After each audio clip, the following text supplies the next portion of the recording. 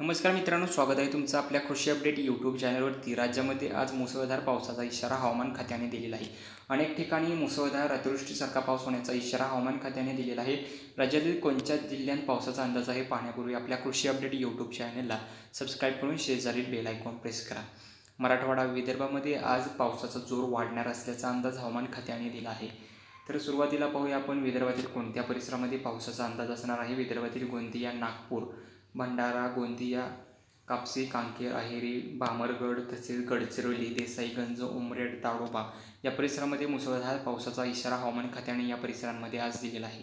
तसेच कारंजा, अमरावती, अचलपूर, अकोला, वाशिम, यवतमाळ, पुसद, पंढरकवडा, बुऱ्हाणपूर, धारणी या परिसरामध्येही मुसळधार पावसाचा इशारा हवामान खात्याने आज दिलेला आहे। या परिसरांमध्येही मुसळधार पाऊस असेल। त्यानंतर 3 ते 4 वाजल्यानंतर राज्यात विदर्भामध्ये ढगफुटी सदृश्य पावसाचा अंदाज आहे।